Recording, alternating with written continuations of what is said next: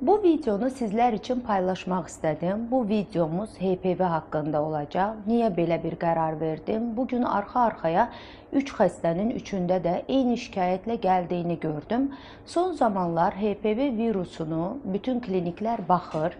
Yəni həkimə başvurduğunuz zaman, kontrol olduğunuz zaman biz daxil, biz də baxırıq. Bütün pap test götürülən xəstədən HPV tipləmə edirik və ya uşaqlıq boynunda hər hansı bir qızarıqlı yara gördüyümüz zaman HPV virusu baxmağa ehtiyac duyuruq və ya pap smear edirik. Pap smeardə hər hansı bir problem gəldiyi zaman bir HPV taraması etməmiz doğrudur. Amma bu demək deyil ki, insanlarda HPV pozitif gəldiyi zaman onlara verilən bilginin doğru olmaması. Hər kəs HPV virusu məndə çıxdısa, mən artıq xərçəngəm bilgisi ilə ortalıqda gəzir və həkim gəzərək daha doğru bir bilgi axtarmağa çalışır. Bu qorxutmalar doğru deyil. Bunlara diqqət edək. HPV sonrası, yəni HPV gələn pasientlərdə verilən bilgilərə diqqət edək. Bir HPV virusunuz varsa, bu sizin xərçəng olduğunuz mənasına gəlməz.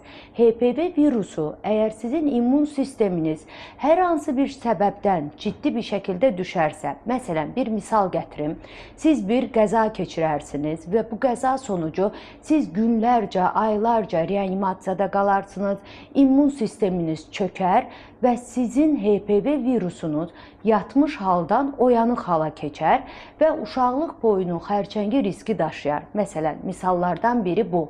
Amma bu demək deyil ki, sizin HPV 16 və 18 virusunuz və ya başqa bir şuş varsa, siz illaki uşaqlıq boyunu xərçəngi olacaqsınız. Çünki verilən bilgilər o qədər səhvdir ki, o insanlar HPV-ni bir kənara qoyun, artıq psikolojik, mən artıq HPV virusum varsa, mən artıq xəstəyəm, iləridə xərçəng olacam. Yəni bu həm yoldaşını, həm özünü psikolojik təsir edir. Hətta bu HPV virusu yayılar deyə qorxurlar. Bunlara diqqət etməmiz lazımdır. HPV-nin var olduğunu görə bilərik.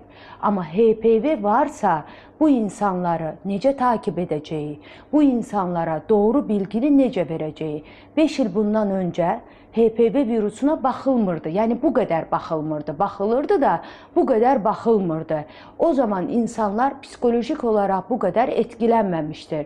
Çox xahiş edirəm, HPV virusu çıxan pasientlərə doğru bilgi verək və ya pasientlərə deyirəm, siz HPV virusunuz varsa xərçəng olacaqsınız mənasına gəlməz.